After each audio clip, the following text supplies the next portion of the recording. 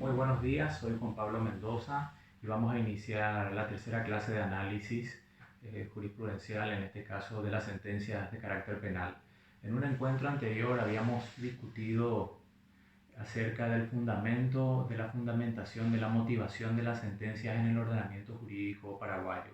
Partimos de que esa fundamentación existe en primer término en el texto constitucional, es decir, para el juzgador, para los órganos jurisdiccionales, el fundamentar una sentencia es una obligación de carácter constitucional a partir del artículo 256, párrafo segundo. Eh, Fundamentar la sentencia no solamente en la Constitución, no solamente en la ley, sino que también se entiende de manera racional. Ahora, cuando existe una errónea aplicación del derecho o una inobservancia de la aplicación del derecho por parte del juzgador, nos adentramos dentro del ámbito de lo que dogmáticamente se conoce como arbitrariedad, en cuyo caso eso fundamenta la existencia de un agravio. Agravio es un concepto técnico que debe ser interpretado como el perjuicio objetivo hacia los derechos de los litigantes, un perjuicio irreparable, por cierto, que constituye la razón de ser de la aplicación de los medios de impugnación, que son tanto los recursos, por un lado, mayormente, como también en nuestro caso el ejercicio de una acción autónoma, que es la acción de inconstitucionalidad, que tiene un carácter evidentemente extraordinario. Habíamos visto algunos aspectos del deber de fundamentación de la sentencia, que es uno de los deberes más importantes y más trascendentes que cumple el juez, ya que de esta forma la administración de justicia se legitima ante la sociedad, cumple una función de legitimar al poder judicial, porque las sentencias son documentos públicos, son documentos que una vez firmados, una vez dictados, adquieren carácter público y deben estar bajo el escrutinio de la sociedad. Es por eso que se dispone hoy día de sitios web online donde es posible descargar las sentencias y obviamente someterlas a crítica. La sociedad debe saber cómo aplica el derecho el magistrado. Por otro lado, también cumple una función muy trascendente, que es la de dar a conocer al justiciable el contenido de las decisiones. Y en ese sentido, la sentencia debe necesariamente ser clara, debe ser precisa, debe ser expresa, ya que yo como justiciable tengo el derecho de conocer los motivos, las razones en virtud de las cuales el órgano jurisdiccional llegó a una determinación, y también tengo que conocer expresamente el ámbito de lo decidido para poder yo ejercer mi derecho al recurso, porque no tenemos que olvidar que, si bien es cierto el derecho al recurso no está expresamente establecido en la Constitución Nacional y se lo deriva de la garantía constitucional del derecho a la igualdad ante la ley, sí está expresamente establecido dentro de las garantías judiciales, que es el artículo octavo de la Convención Americana de Derechos Humanos. Por lo tanto, es una materia de derechos humanos, el derecho al recurso. Yo tengo el derecho a saber de qué manera me está afectando una determinación, de qué manera se ha adoptado esta determinación y cuál es el contenido de esa decisión. ¿Qué fue lo que interpretó el juez respecto al conflicto que me afecta? Para poder yo ejercer eventualmente mi derecho al recurso. También cumple una función en este sentido la sentencia judicial y genéricamente la jurisprudencia de los tribunales, un sentido de complementar el ordenamiento jurídico. ¿Por qué? Porque los textos legales, las leyes, los códigos, están escritos en términos genéricos, emplean descripciones que son abstractas. Todavía eso mucho a veces no me sirve para saber si de repente una figura penal es aplicable a una circunstancia. Yo necesito todavía conocer cuál es la interpretación que debe darse a esos textos penales. Y esa es una función muy importante que cumplen los fallos judiciales y genéricamente hablando la jurisprudencia de los tribunales. El hecho de permitirme conocer qué es lo que los tribunales entienden por las disposiciones de la ley. Por ejemplo, cuando entienden que una conducta es agravada o qué es lo que entienden por el concepto de arma, o por el concepto de patrimonio, o por el concepto de bien jurídico. Son cuestiones que los tribunales van creando a través de su interpretación. Bien, partiendo un poco de eso, retomamos el hilo y vamos adentrándonos en los conceptos y los elementos de las sentencias judiciales. Habíamos visto también en un encuentro anterior que las sentencias de primera instancia constan básicamente de dos aspectos que son desafiantes para la fundamentación, o de dos temas o de dos ramas que tienen que ser adecuadamente fundamentadas. Por un lado, lo relativo a los hechos, que es un desafío muy importante y que es un aspecto muy trascendente. La fundamentación del tribunal acerca de la valoración de la prueba y la determinación de los hechos acreditados. Tiene muchos desafíos y hoy día existe una multitud de autores que se han dedicado a los requerimientos que tiene que tener la fundamentación y a los argumentos empleables en el ámbito de la valoración de la prueba y de los hechos.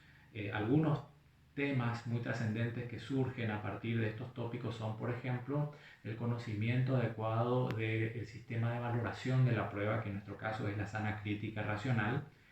Y por otro lado, la otra rama o el otro gran desafío de las sentencias, en este caso ya de todas las sentencias, pero estamos refiriéndonos en concreto en especie a la sentencia de primera instancia, es lo que se refiere a la fundamentación de la aplicación del derecho.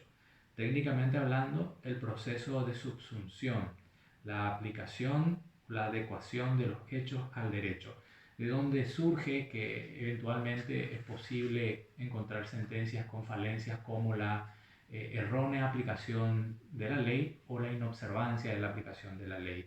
Y esto es muy trascendente y para el litigante es un aspecto muy relevante. ¿Por qué?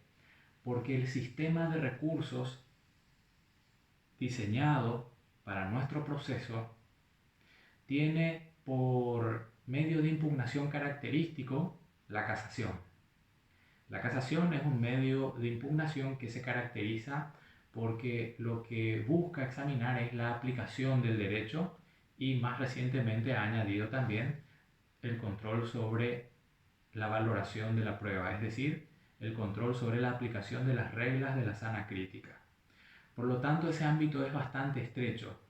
Deja de lado la posibilidad de impugnar una resolución por algún tema relativo a la determinación de los hechos o a la valoración de la prueba. ¿Sí? Eso no es posible hacerlo en nuestro sistema. Nos centramos en la estructura de la casación.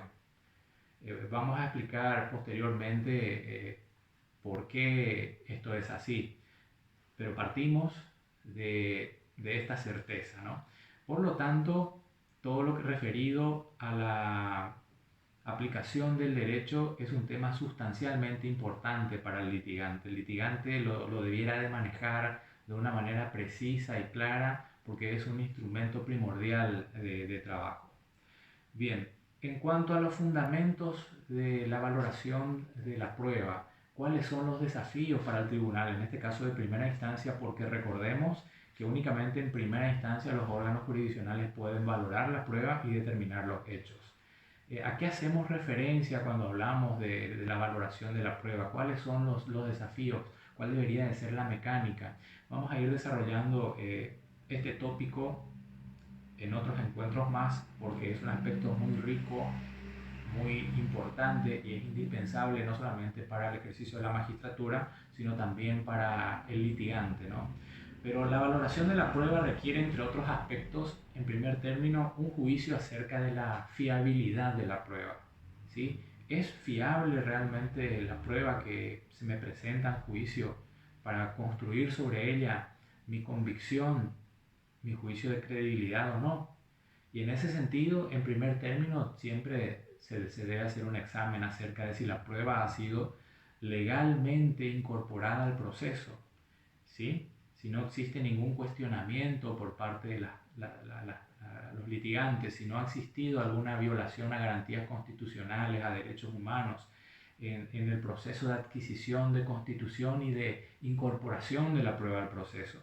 Tenemos que coincidir en que nuestro sistema, la arquitectura señala que las pruebas se ofrecen en la etapa intermedia para la audiencia preliminar. Fiscalía lo debe hacer a través de su escrito formal de acusación una vez terminada la etapa preparatoria.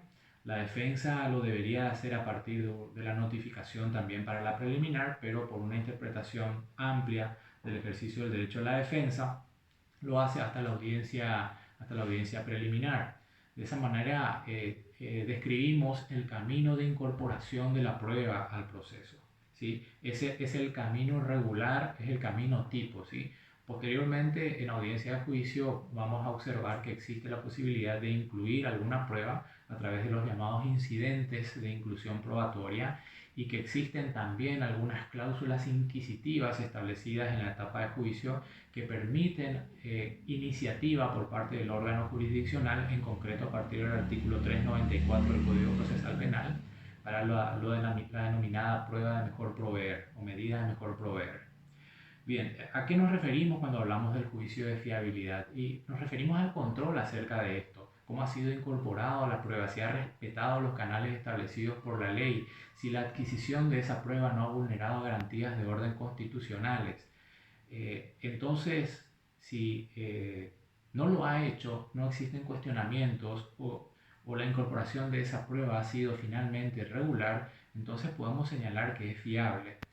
Tratándose de la prueba testifical, es muy importante tener en cuenta que esta acreditación de la fiabilidad del testigo se da al tiempo del examen del mismo, es decir, en pleno interrogatorio ante el tribunal de sentencia, porque el litigante en su labor de interrogar al testigo tiene que cumplir con dos objetivos. El primero es la acreditación del testigo.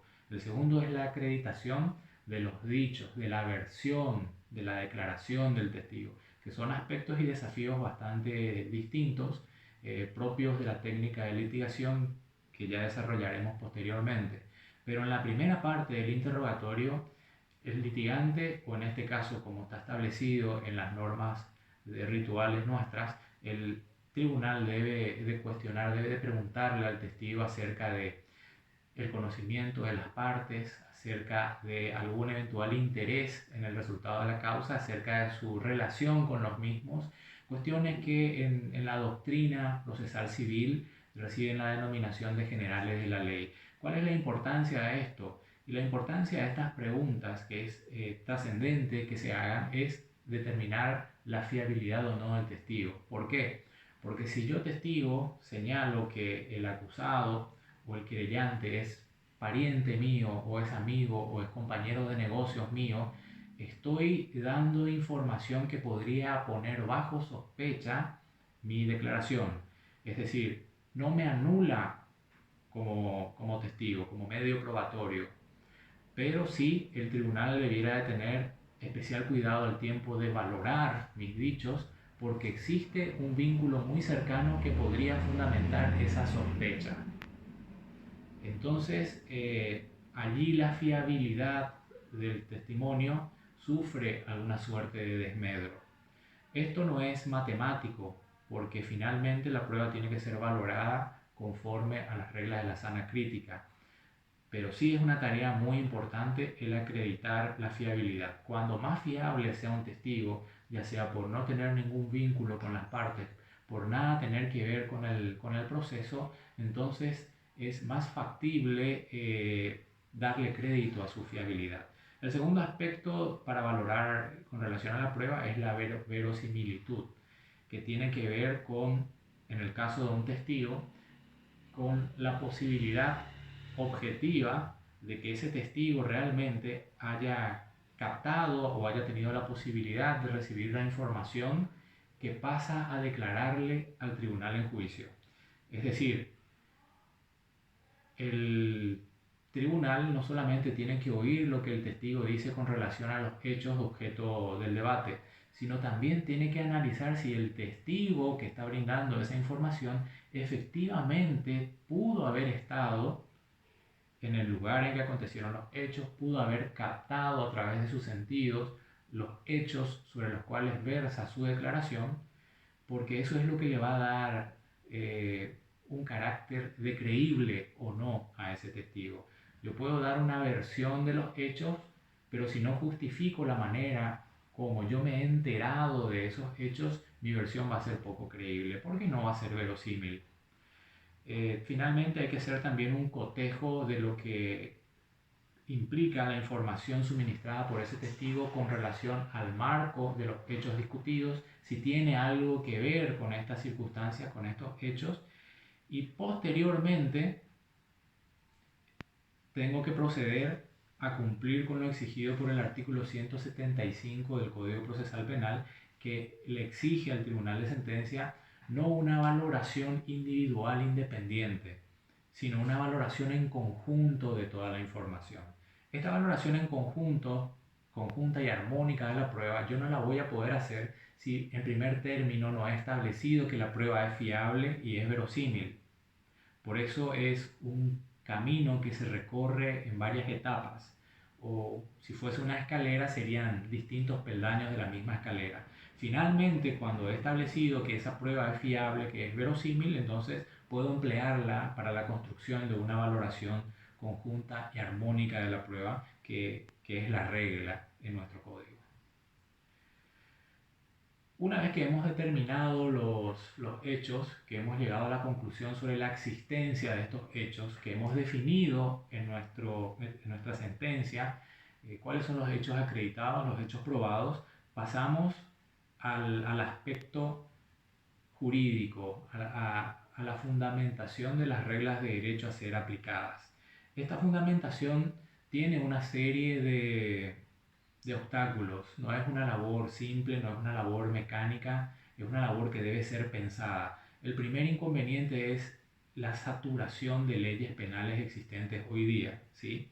La saturación implica la existencia y a veces convergencia simultánea de varios cuerpos normativos, de varios textos legales sobre la misma situación.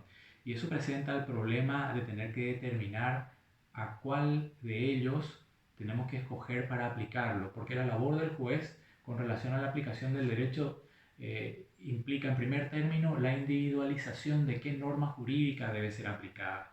Y este es el primer paso y a veces es muy problemático.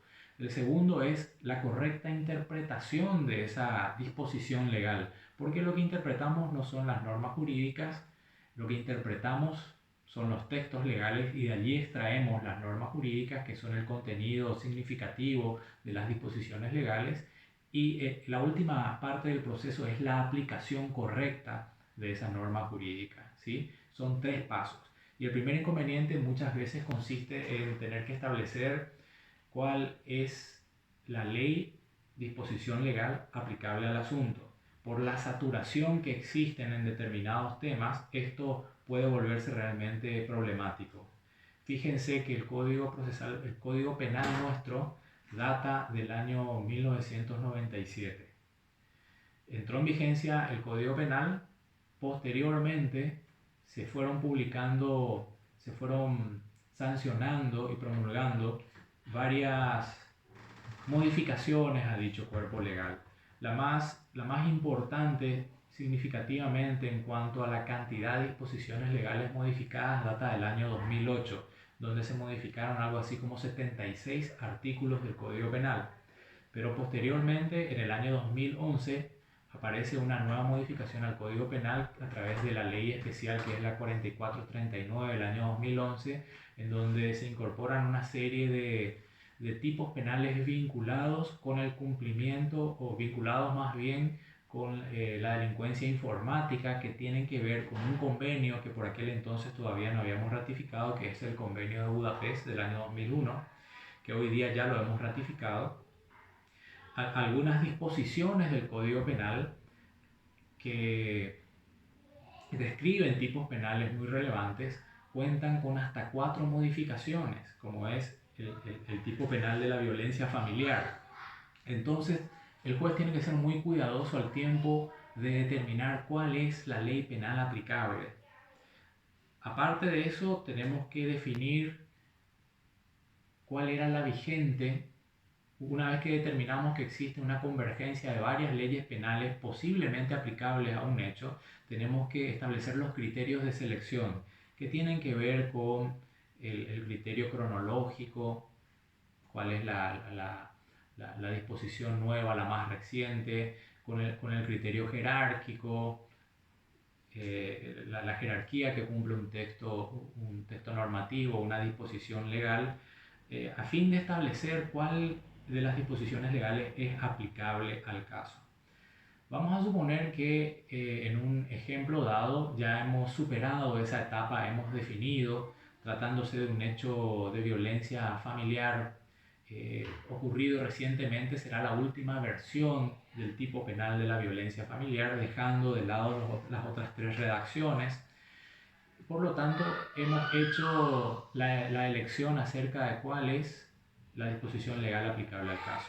Ahora tenemos que proceder a la interpretación, ¿sí? Y al tiempo de la interpretación, y esto es muy importante tenerlo en claro, mi trabajo va a ser exitoso en la medida que yo maneje un instrumento conceptual muy importante, que es la dogmática jurídica penal. Si yo no manejo dogmática jurídica, en este caso aplicada al ámbito penal, mi labor de interpretación va a ser bastante complicada. Los efectos, los resultados probablemente van a ser equívocos y es probable que como juez cometa yo un error y ocasione algún perjuicio que finalmente no solamente va a dañar al ciudadano, va a dañar también a la imagen pública de la Administración de Justicia y también me va a dañar a mí como magistrado. ¿Por qué? Porque los jueces, constitucionalmente hablando, conforme a lo que dispone el artículo 17, numeral 11 de la Constitución, tenemos que responder por los errores judiciales. Así de simple. Eso está establecido allí. Y el ámbito de esa responsabilidad por los errores es tanto civil, porque tiene que ver con la posibilidad de una demanda ordinaria por daños y perjuicios.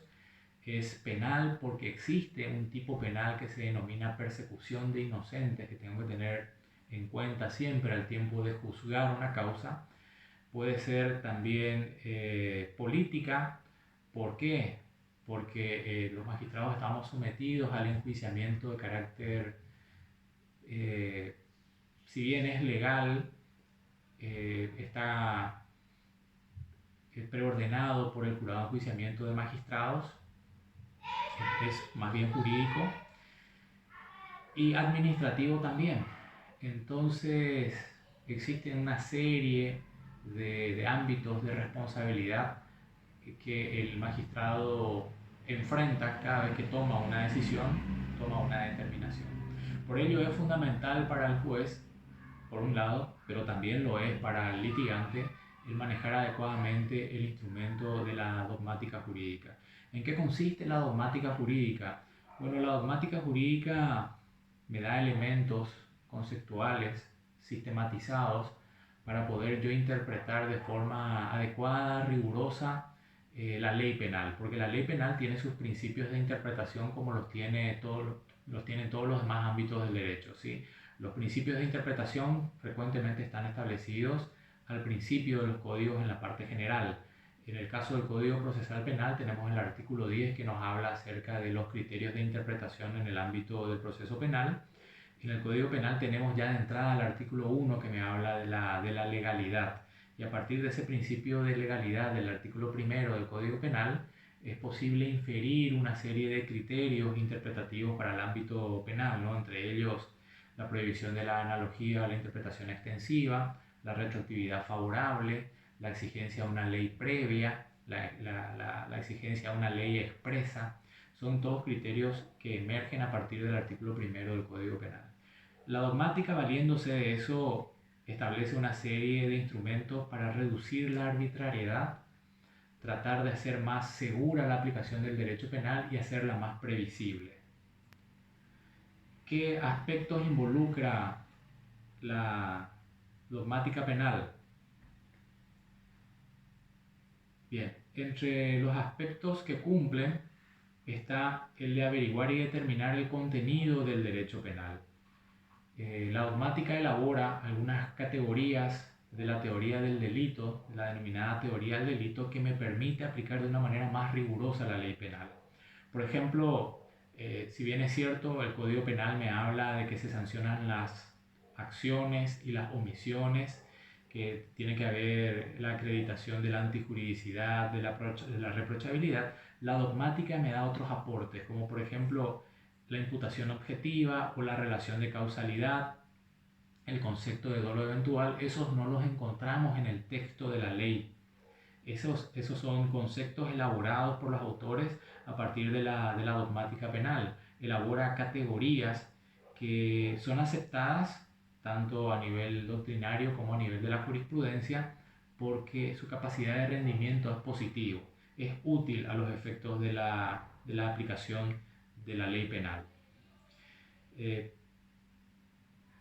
Para considerar una conducta como punible en el estado actual de la elaboración de la dogmática penal, por ejemplo, esa conducta debiera permitirnos establecer que existe una acción, una conducta humana, que esa conducta es típica conforme a la descripción de algún tipo establecido en el Código Penal en la parte especial, que reúne los elementos objetivos y subjetivos de la tipicidad, que esa conducta es antijurídica porque no existe una causa de justificación y que además es reprochable porque, porque es posible, se ha acreditado que el acusado al tiempo de los hechos tenía capacidad de conocer la antijuridicidad de la norma y de determinarse conforme a ese conocimiento. No existió un error de prohibición y además no se verificaron los presupuestos del artículo 23 del Código Penal.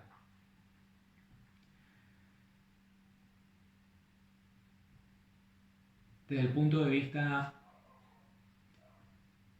de la aplicación del derecho penal, entonces, ese es un aspecto bastante relevante. ¿Cuáles son las cuestiones jurídicas que eventualmente se pueden discutir en la sentencia, en el ámbito de la fundamentación del derecho y que son esgrimidas como parte importante de las distintas teorías expuestas por los litigantes en juicio? Y las discusiones van ya de entrada respecto a si se verificó o no el tipo objetivo de una conducta. Si a mí me toca como defensor discutir la acusación sobre un hecho de estafa y encuentro elementos para eso, yo podría alegar que no se verificó la declaración falsa sobre un hecho o que la conducta no fue cometida con un dolo de hecho. Es decir, voy negando distintos aspectos de la tipicidad de la conducta. La existencia de la relación de causalidad y la imputación objetiva, las circunstancias del hecho punible, concurso de leyes o de delitos, grados de realización del hecho punible, es decir, si el hecho punible acusado se quedó en la etapa de actos preparatorios, si dio inicio a la ejecución, si fue una tentativa acabada o inacabada, el nivel de intervención delictiva del sujeto, si el mismo es reprochable a título de autor, a título de cómplice. Son distintos aspectos que deben ser tenidos en cuenta y que se analizan y se estudian en el ámbito de la fundamentación jurídica de la sentencia. Aquí es muy importante, a partir del manejo que yo tenga de la dogmática jurídica, conocer adecuadamente la estructura de los hechos punibles. La estructura de los hechos punibles constituyen como el esqueleto del delito. Y cada categoría de hechos punibles presenta un esqueleto diferente, una estructura que es diferenciada. Y si yo no comprendo en cabalidad la estructura de un determinado hecho punible, probablemente voy a cometer un error, ya sea en mi teoría del caso ante tribunal, yo como litigante o yo juez al tiempo de aplicar la ley. Entonces es muy trascendente el hecho de conocer la estructura de estos tipos penales. Para ello tengo que recurrir a los manuales sobre la parte general del derecho penal. Los tradicionales, como el manual de Hans Welsel, la traducción al castellano de la 11ª edición alemana, que fue hecha por Juan Bustos Ramírez, o por ejemplo acudir a un autor clásico como Hans Henrik Jeschek, su Derecho Penal Parte General, o un Klaus Roxin, Derecho Penal Parte General también, o autores de nuestro ámbito. El profesor Casañas Levy tiene un manual de Derecho Penal que es muy bueno, que está muy actualizado. También tiene una introducción a la parte general del derecho penal el profesor José Ignacio González Maki. Hay varios autores nacionales que tienen trabajos sobre ellos. Pero es esencial conocer la estructura básica, el esqueleto de los tipos penales. ¿A qué me refiero con esto? Me refiero a que es muy distinto tener un hecho punible doloso de resultado a tener que analizar un hecho punible culposo omissivo. Tienen estructuras absolutamente dispares, distintas. Por lo tanto, las teorías legales relacionadas con esos hechos punibles van a ser distintos. Básicamente, el tipo penal más abundante en la parte especial, el hecho punible más abundante en la parte especial del Código Penal es el hecho punible doloso de resultado, ¿ya? Seguido por los hechos punibles de mera actividad, también dolosos, los hechos punibles culposos, serían hechos punibles activos culposos. Después tenemos la tipología de los hechos punibles omisivos, en donde se encuentran los hechos punibles de omisión simple, que son también dolosos o culposos, y los hechos punibles de comisión por omisión, que también son dolosos o culposos. Después está un dispositivo que amplifica la posibilidad de la sanción de los hechos, que es el de la tentativa, que también es muy importante tenerlo en cuenta. Todos estos aspectos tienen que ser objeto de una adecuada fundamentación. Cuando analizamos la tipificación de una conducta, ya en la fundamentación de la parte jurídica, analizamos, por ejemplo, la posibilidad de la aplicación del hecho punible de estafa, lo primero que hago es separar los elementos del tipo objetivo. ¿Cuáles son los elementos del tipo objetivo de la estafa? Y obviamente esto es muy importante tenerlo en cuenta. En el caso de la estafa, estos elementos se dan de manera correlacionada, en orden. Es decir, primero tiene que existir una declaración falsa sobre un hecho, y yo tengo que definir en qué consiste esa declaración falsa sobre un hecho. Para ello acudo al pensamiento de los doctrinarios o a los fallos que constituyen sí una línea jurisprudencial de los tribunales de apelación o de la misma corte. Después tengo que interpretar el segundo elemento, que es el error producido por la declaración falsa. Después voy al acto de disposición, que es una consecuencia de los anteriores. Y finalmente al perjuicio patrimonial, que son los elementos establecidos dentro de la descripción del tipo penal de la estafa. A esto le agrego elementos que son proporcionados por la dogmática, ya que el hecho punible de estafa es un hecho punible doloso de resultado, y es de resultado porque requiere un perjuicio patrimonial.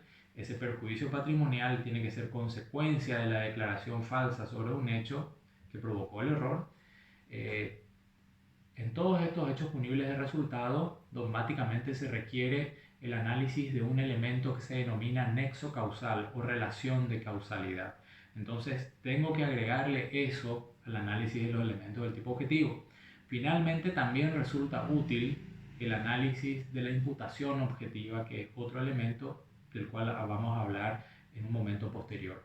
Si el caso verifica cada uno de estos elementos del tipo objetivo, declaración falsa sobre un hecho, error, acto de disposición patrimonial, perjuicio patrimonial, relación de causalidad, imputación objetiva, si los verifico, si están, entonces paso a analizar los elementos del tipo subjetivo. En el aspecto subjetivo del tipo vamos a encontrar principalmente el análisis sobre el dolo del hecho, ¿sí? La concurrencia de la voluntad y el conocimiento de realización de los elementos del tipo objetivo o las circunstancias del tipo. Pero hay determinados tipos, determinadas descripciones, determinados artículos en el código que además del dolo de hecho me exige un elemento subjetivo adicional, y en el caso de la estafa efectivamente sí se requiere un elemento subjetivo adicional que se denomina ánimo el ánimo de producir un beneficio patrimonial indebido, ¿sí? Entonces, al lado del dolo, tengo que acreditar también la existencia de estos elementos. Los voy interpretando y los tengo que ir acreditando vinculándolo con pruebas o con circunstancias o hechos probados. Si esto me cierra, entonces tengo que analizar la concurrencia de la autoría, ¿sí? Que frecuentemente lo hacemos empleando las distintas teorías de la dogmática. En el artículo 29 del Código Penal vamos a encontrar lo que el legislador exige para este efecto y frecuentemente empleamos en base a la redacción de nuestro código la teoría del dominio del hecho para la acreditación de la autoría. Si todos estos elementos han sido verificados, entonces me cierra la tipicidad y puedo pasar al siguiente capítulo de análisis, que es la antijuridicidad, donde voy a examinar si concurre o no alguna causa de justificación penal o extrapenal, es decir, legítima defensa, eh, eh, estado de justificación disculpante o justificante. eh, Algunos de los aspectos establecidos en el Código Penal sobre las causas de justificación, pero también tengo que abrir mi análisis hacia causas de justificación extrapenales, como las que se encuentran a lo largo del ordenamiento jurídico, ejemplo de las cuales son el derecho de retención en el ámbito civil, la obediencia debida, el cumplimiento de un deber, ¿sí? Eh, Me tengo que munir para eso de herramientas de carácter dogmático, es decir, es muy importante hacer una investigación acerca de las condiciones y los requerimientos para estas causas de justificación. Bien, con ello llegamos al final del encuentro de hoy. Espero que puedan reflexionar sobre estos requerimientos. Seguidamente en otros encuentros vamos a ir analizando otros elementos de la sentencia y vamos a ir profundizando estos. En concreto, uno de los aspectos poco desarrollados a nivel de la universidad, de los cursos de grado, y que es muy importante manejarlo para el litigio, son los elementos relacionados a la retórica, la argumentación y los requerimientos argumentativos para la fundamentación de los fallos.